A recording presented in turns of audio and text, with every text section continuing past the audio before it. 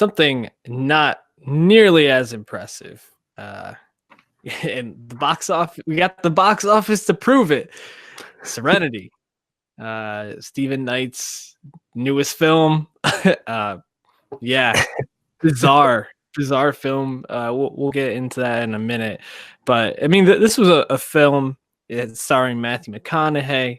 You got Anne Hathaway, Diane Lane, Jeremy Strong, Jason Clarke. Yeah, Jason Clarke. Hanshu. Like, you have the cast, and you're like, oh, okay, this will be pretty good. You see the previews. It basically looks kind of like, I don't know, Matthew McConaughey on an island fishing, like, I don't know, Moby Dickish kind of. Sure, like he wants Moby Dickish, big tuna. And then it gets pushed back from an October release to January. Never a good sign. Like, you don't want your movie to be coming out during award season time and then pushed back to film dump time of the year. Well, we went to go see it this weekend because pretty much everybody's like, man, this movie, what the fuck was that twist? And I like had to know. I was like intrigued at that point. Mm-hmm. Man, I almost wish I didn't know because a lot to unpack here. It's like a while in the game. Yeah. This film only made, I think, like 4 million this weekend. 4.4 million. Yeah, so it's not actually the worst wide opening of the year though. A few weeks ago, Keanu Reeves dropped Replicas, which also looked horrible and apparently is horrible. That did even worse. But 4.4 million for that many big name actors is putrid. It lost to Third Week of Glass and a million other movies. Yeah, so I guess maybe we should start by talking about the twist, because I feel like you really can't talk about the film without talking about the twist in this, because there's not really much more interesting. It's Matthew McConaughey on an island trying to catch this big tuna, and Anne Hathaway comes to the island and says, I want you to kill my husband, Jason Clarke, take him out fishing and kill him. Now, He's on a Caribbean island called Plymouth Island, which is just like bizarre to think about. And it cuts back and forth between his son and his room at his house. And sometimes they can communicate telepathically. It's very strange. A lot of naked Matthew McConaughey. Very strange. Shout his butt. Why not? Have it in there. When he's talking with Diane Lane, and he just strips down naked. And it's like, I'm gonna go take a bath. It's like, what?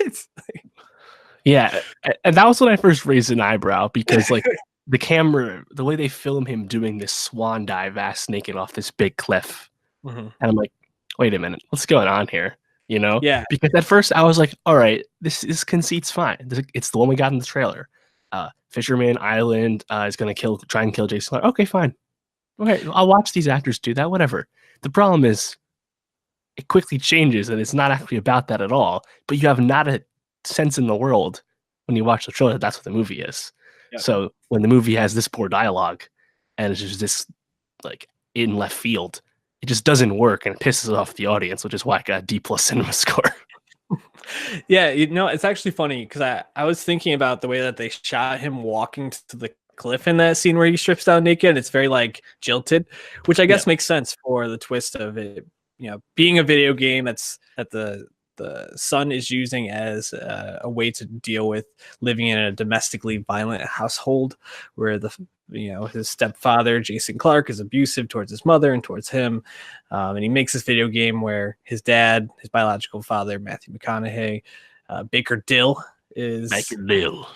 what a stupid name, is living in this fishing island because he had one memory with his dad, and it was fishing. Although the timelines of that don't even add up well, because that kid was 13 in this film.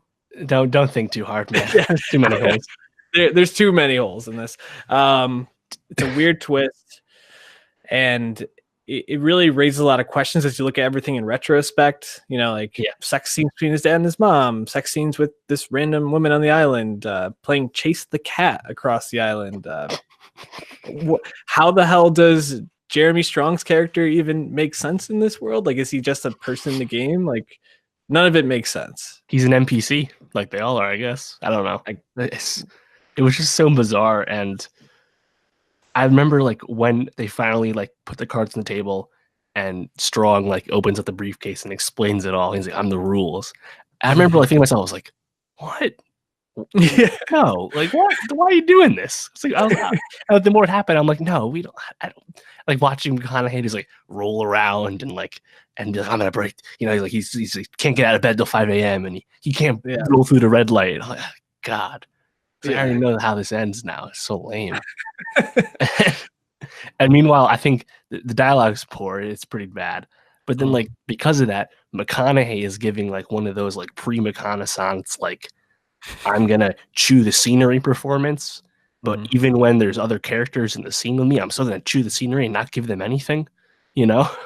And Hathaway has no idea what to do with her role because it's pretty simple. She's a trophy wife who wants to kill her husband. That's it.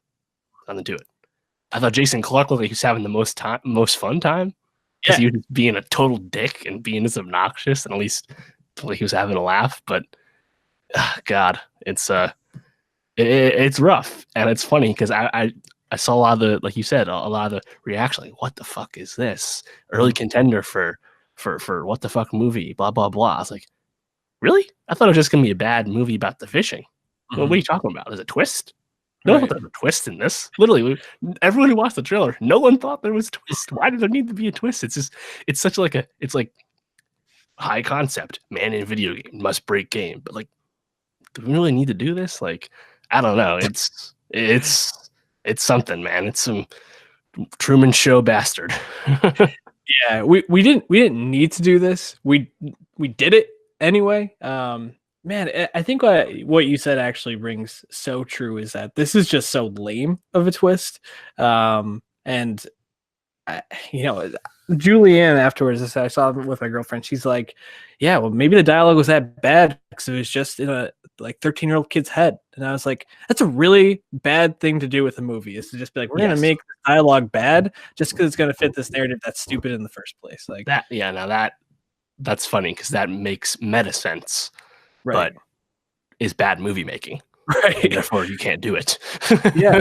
I mean, she was like, well, yeah, man, maybe all that stuff's just him being like a horny 13-year-old boy. I was like, I don't need to be in this horny 13-year-old boy's head to enjoy this film. Like, they could have just made it this stupid, like noir film where he has to like grapple with, do I want to be a good person, bad person, kill this guy? Like, that would have been fine. It would have been just a bad movie. It would have been fine. But now it's just a weird twist that is just super lame. I don't know. Very, very bad. And Jason Clarke, man, he just can't stop getting cucked in movies. Like, I feel so bad for the dude. In Mudbound, gets cucked by his brother. This movie gets cucked by Matthew McConaughey. And then there's that movie coming out with him and Keira Knightley. Keira Knightley. The Aftermath. Yep. Getting cucked by Alexander Skarsgård. Like, dude just can't catch a break. Stop getting married in movies, Jason Clarke. On the other hand, in Chappaquiddick, as Ted Kennedy, he definitely did some cucking. Definitely did some cucking. Yeah, and some killing. So, is what it is. Any last thoughts on Serenity? Yeah. No. It's don't go see it. It's at the bottom of my list. I've seen 3 movies that came out this year, or 2 movies that came out this year. It's 2 right now. What would you rate it like out of 100?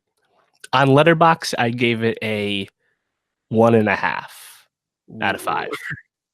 Not good. And that might actually be too nice, to be honest. Yeah. It might be a 1. I originally was like, it's a 30. And the more I like think about it, it's like, it's probably like a 15. Like you got to think it's like 10-point scale, 100-point scale, whatever scale you're using. The bottom of the scale usually isn't used that often because generally art is never worthy of that bad of a review. Usually it's good enough, right? But when there's something that's this bad, we probably should dust off the bottom of the scale,